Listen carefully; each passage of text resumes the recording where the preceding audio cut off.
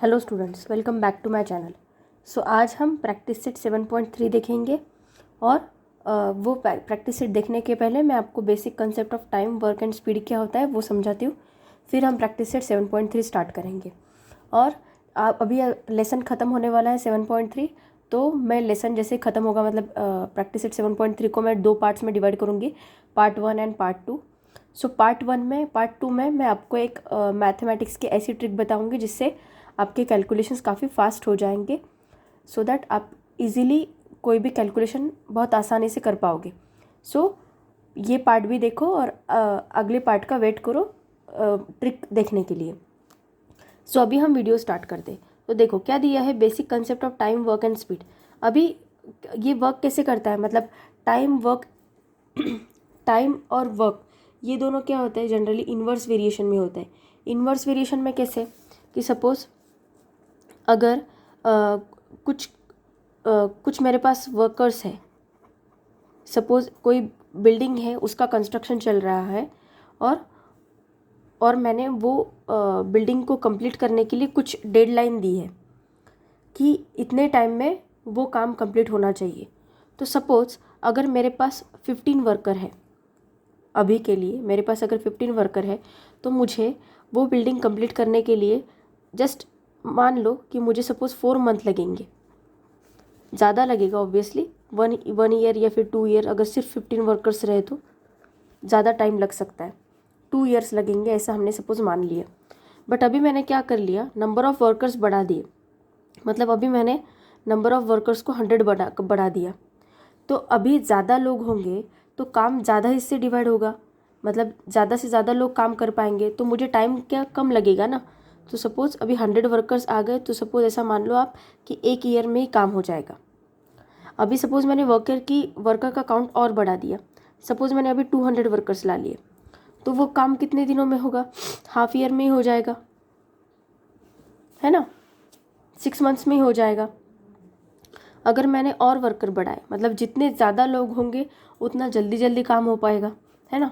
तो अभी अगर 300 वर्कर्स हो गए तो वो काम कुछ 4 या 5 मंथ्स में ही हो जाएगा। मतलब जितने ज़्यादा वर्कर होंगे उतनी जल्दी जल्दी काम हो जाएगा, है ना। तो बेसिकली क्या होता है इन्वर्स वेरिएशन के लिए कि एक क्वांटिटी जब बढ़ती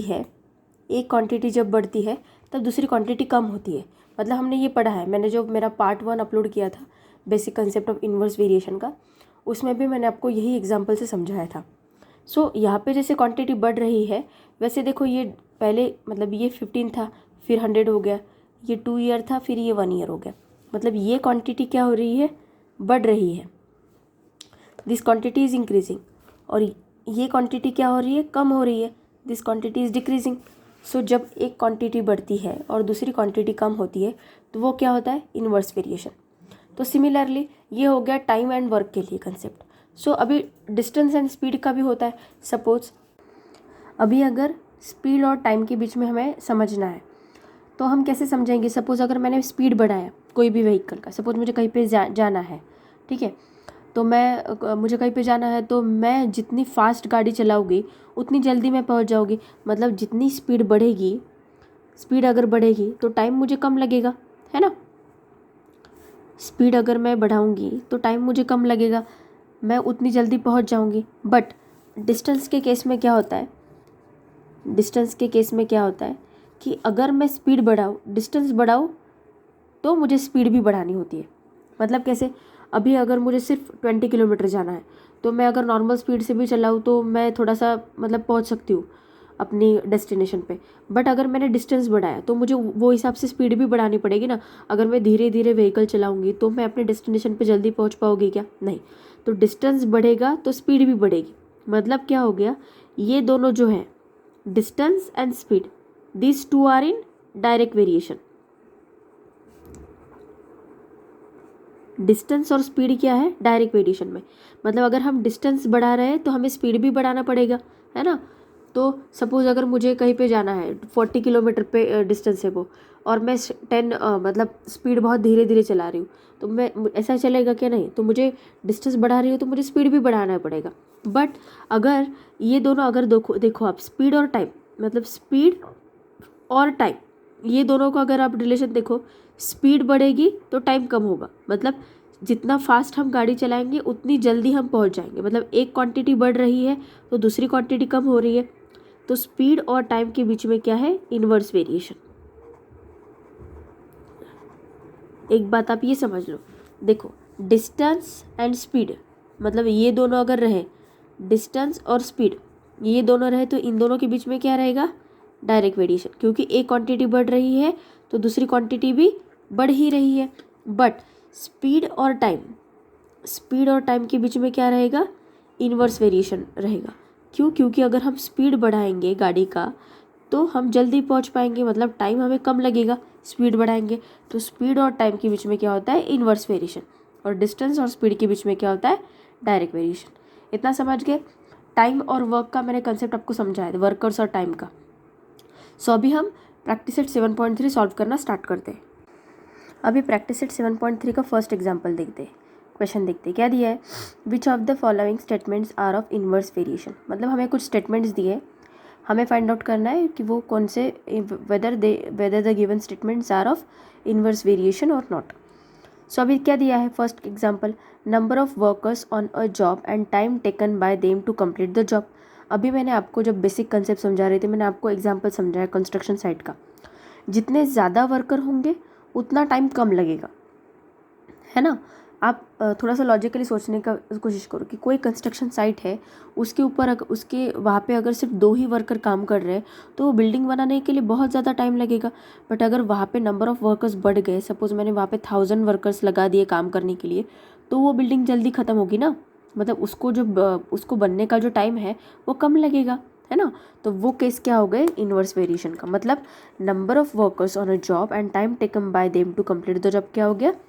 This is the example of inverse variation.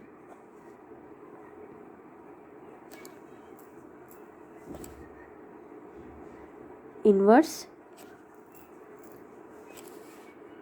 variation.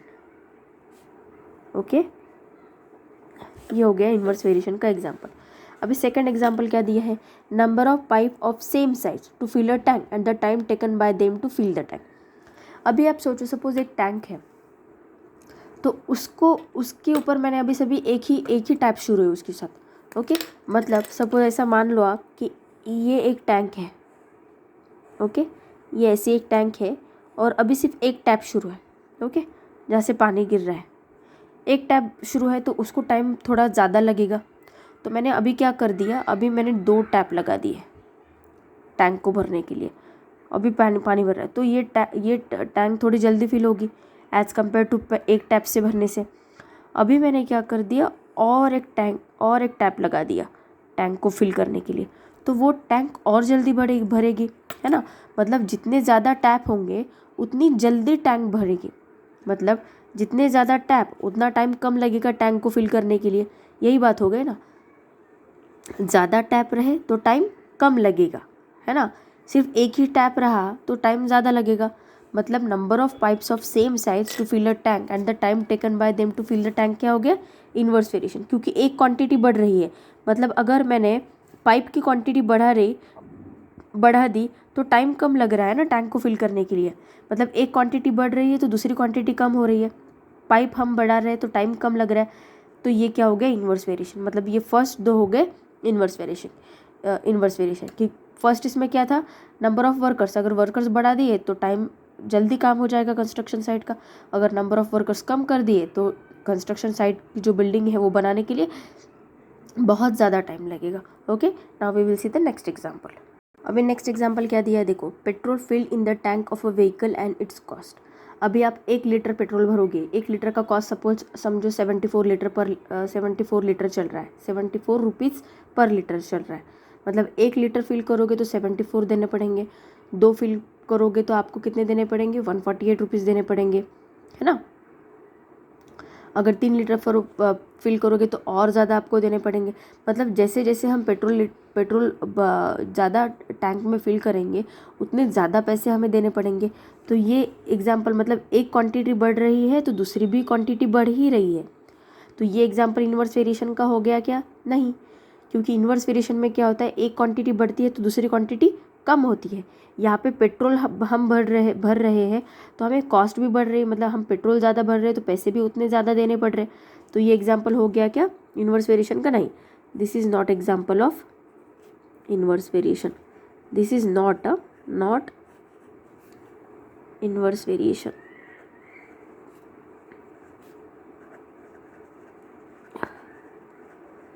Okay, देखो अभी area of circle and its radius दिया।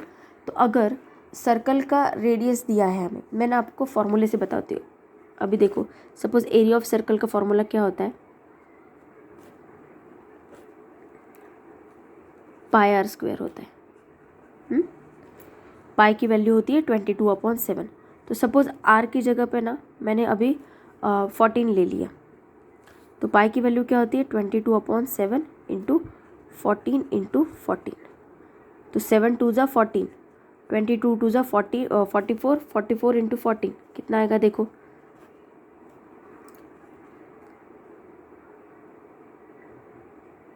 616। तो एरिया कितना आ गया हमारा 616 आ गया। तो अभी मैंने क्या करती हूँ, मैं अभी रेडियस बढ़ाती हूँ। अभी मैंने रेडियस क्या कर ली 21 कर ली। तो अभी हम देखते हैं कि एरिया क्या आता है 22/7 इंटू 21 इंटू 21। तो 7 3 ज़ा 21, 22 3 ज़ा कितना होता है 66, 66 इंटू 21 करके देखते हैं हम कितना आएगा, देखते हैं 66 इंटू 21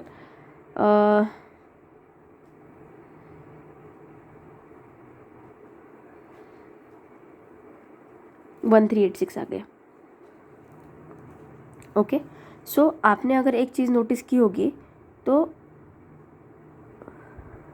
कि जैसे मैंने रेडियस बढ़ाई तो एरिया ये था, जैसे मैंने ये रेडियस बढ़ाई तो एरिया मेरा बढ़ गया, जैसे रेडियस बढ़ाई तो एरिया भी बढ़ गया। मतलब एक क्वांटिटी बढ़ रही है तो दूसरी क्वांटिटी भी बढ़ रही है। तो ये एग्जांपल इन्वर्स वेरिएशन का हो गया क्या? नहीं, क्योंकि इन्वर्स वेरिएशन में क्या होता है एक क्वांटिटी बढ़ती है दूसरी क्वांटिटी कम होती है। तो ये एग्जांपल इन्वर्स वेरिएशन का हो गया क्या? नहीं। सो यहाँ पे मैं लिखती हूँ, यहाँ पे ऐसा टिक मार्क कर देती हूँ, no this is not the example of inverse variation. Okay, this is also not the example of inverse variation. Inverse variation का एग्जाम्पल ये है और बस ये है, ये फर्स्ट वाला। Okay, now we will see the question number 2। अगर इसमें कुछ डाउट होगा आपको तो आप मुझे कमेंट सेक्शन में बताओ, मैं डेफिनेटली आपके डाउट क्लियर करूँगी। अभी सेकेंड एग्जाम्पल क्या दिया है, if 15 workers can build a wall in 48 hours, how many workers will be required to do the same work in 30 hours. Okay, so अभी ऐसा मतलब 15 वर्कर क्या करते हैं, 15 वर्कर को एक वॉल बनाने के लिए कितने आवर्स लग रहे हैं 48 आवर्स। 48 आवर्स मतलब क्या 2 दिन लग रहे हैं, है ना। तो अभी उन्होंने बोला है कि मतलब मुझे 1.5 दिन में ही ऑलमोस्ट काम अगर ख़त्म करना है, मतलब 30 आवर्स में ही अगर मुझे काम ख़त्म करना है तो नंबर ऑफ़ वर्कर्स मुझे कितने लगेंगे। तो मान लो सपोज़ एक वॉल है, एक वॉल को मुझे बिल्ड करना है 20 दिन में बिल्ड करना है, ठीक है। तो मेरे पास वर्कर्स है अभी 100 20 दिन में वॉल को बिल्ड करने के लिए। अभी उन्होंने मुझे क्या बोला, वॉल को सिर्फ 10 दिन में आप बिल्ड करके दो मुझे। तो मुझे क्या करना पड़ेगा, नंबर ऑफ़ वर्कर्स बढ़ाने पड़ेंगे सो दैट वो वॉल जल्दी बिल्ड होगी ना। मतलब अगर मैं वर्कर्स को बढ़ाऊंगी तो वॉल जल्दी बिल्ड होगी। तो इन दोनों के बीच में क्या हो गया, इन्वर्स वेरिएशन। सो हमें इसको अभी लिखते कैसे वो देखते हैं। देखो, let number of workers be x and time required to build wall be y। Okay, so अभी मैंने देखा कि नंबर ऑफ़ वर्कर्स मतलब हमें क्या एक क्वांटिटी बढ़ रही है तो दूसरी क्वांटिटी क्या हो रही, कम हो रही। नंबर ऑफ़ वर्कर्स अगर मैं बढ़ा दूँ तो काम जल्दी ख़त्म हो जाएगा। तो इन दोनों के बीच में क्या है, inverse variation. So therefore there is inverse variation between number of workers and time required to build the wall. Time required to build the wall. Therefore क्या हो जाएगा, x is inversely proportional to y, क्योंकि इन दोनों के बीच में relation क्या है, inverse variation, तो x हो गया इन्वर्स वेरिएशन, तो इन दोनों का मल्टीप्लिकेशन क्या हो जाएगा, X Y is equals to के। ये हो गया इक्वेशन नंबर 1। क्या हो गया ये, k is constant of variation. तो अभी हमें देखो हमें क्या क्या दिया है, 15 वर्कर्स दिए हैं और 48 आवर्स दिए हैं, मतलब हमें x और y की वैल्यू दी है। उससे हम वैल्यू क्या फाइंड आउट कर सकते हैं, k की वैल्यू फाइंड आउट कर सकते हैं। तो x मतलब नंबर ऑफ वर्कर्स क्या था x, तो x इज इक्वल्स टू 15 और can build a war in 48 hours. Time कितना दिया है हमें, 48 आवर्स दिया है, तो मतलब y की वैल्यू क्या दी है हमें, 48 आवर्स दी है। तो उससे हम क्या कर सकते हैं, k की वैल्यू फाइंड आउट कर सकते हैं। तो हम क्या करेंगे, put x is equals to 15 and y is equals to 48 in equation 1। मतलब हम इससे क्या करेंगे, k की वैल्यू फाइंड आउट करेंगे ना। So x Y is equals to के, ये क्या है इक्वेशन 1। सो x की जगह पे मैंने 15 रख दिया, y की जगह पे 48 रख दिया। इससे हम वैल्यू फाइंड आउट करेंगे k की।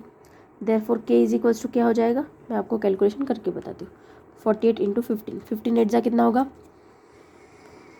120, कैरी कितना आ गया 12, 15 4 जा 60, तो ये हो गया 7, मतलब ये आ गया 720। तो k की वैल्यू हमारी क्या आ गई 720। अभी k की वैल्यू हमारे पास आ गई है और हमें नंबर ऑफ मतलब टाइम दिया है हमें। अभी देखो यहाँ पे क्या दिया है हमें, number of how many workers will be required to do the same work बोला है ना। मतलब हमें क्या करना है, नंबर ऑफ वर्कर्स निकालने हैं और हमें टाइम दिया है। मतलब हमें टाइम दिया है, मतलब हमें y की वैल्यू दी है, हमें वैल्यू किसकी फाइंड आउट करनी है, x की। हमारे पास वैल्यू किसकी है, k की। By using the value of k and using the value of y we can find out the value of x। So हम क्या करेंगे, put y is equals to 30 and k is equals to 720 in equation 1। Okay, so अभी देखो equation 1 क्या है, x Y is equals to के, ये equation 1 है। x की वैल्यू हमें फाइंड आउट करनी है, y की वैल्यू हमें 30 दी है और k की वैल्यू क्या है 720। तो ये 30 इधर मल्टीप्लाइड बाई इधर जाके क्या हो जाएगा डिवाइडेड बाय, तो ये क्या हो जाएगा 0 0 कैंसिल। तो x इज इक्वल्स टू 3 2 जा 6 एंड 3 4 जा 12। तो x की वैल्यू क्या आ गई हमारी 24, मतलब नंबर ऑफ वर्कर्स कितने आ गए 24। देयरफॉर हम क्या करेंगे, therefore 24 workers will be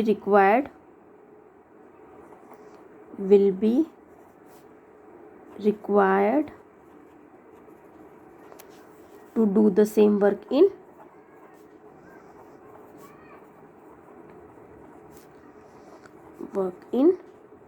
30 hours। Okay, कुछ नहीं, हमने क्या किया, नंबर ऑफ वर्कर्स क्या दिए थे हमने x ले लिया और टाइम रिक्वायर्ड मतलब उनको वॉल को बिल्ड करने के लिए कितना टाइम लगेगा उसको हमने y ले लिया।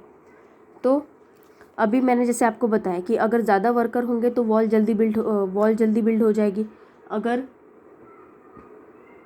कम वर्कर होंगे तो वॉल को बनाने के लिए टाइम लगेगा। मतलब एक क्वांटिटी बढ़ रही है तो दूसरी क्वांटिटी कम हो रही है, तो उन दोनों के बीच में क्या है इन्वर्स वेरिएशन। तो नंबर ऑफ वर्कर्स के लिए मैंने x लिया और टाइम रिक्वायर्ड के लिए y लिया, तो उन दोनों के बीच में क्या था इन्वर्स वेरिएशन।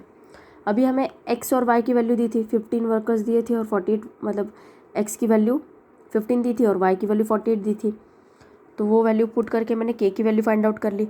फिर k की value by using the value of k and bye using the value of y हमने किसकी वैल्यू फाइंड आउट कर ली, x की, मतलब number of workers find out कर लिए। सो आंसर हमारा क्या आ गया 24। सो अभी इसका जो पार्ट 2 है हम नेक्स्ट वीडियो में देखेंगे और नेक्स्ट वीडियो में एक इंटरेस्टिंग ट्रिक मैं आपको बताऊंगी जिससे आपके कैलकुलेशंस फास्ट होंगे, क्योंकि अभी ये चैप्टर ख़त्म होने वाला है और मैंने आपको बोला था कि हर चैप्टर के एंड में मैं आपको मैथ्स की ऐसी ट्रिक बताऊंगी जिससे आपके कैलकुलेशंस फास्ट होंगे।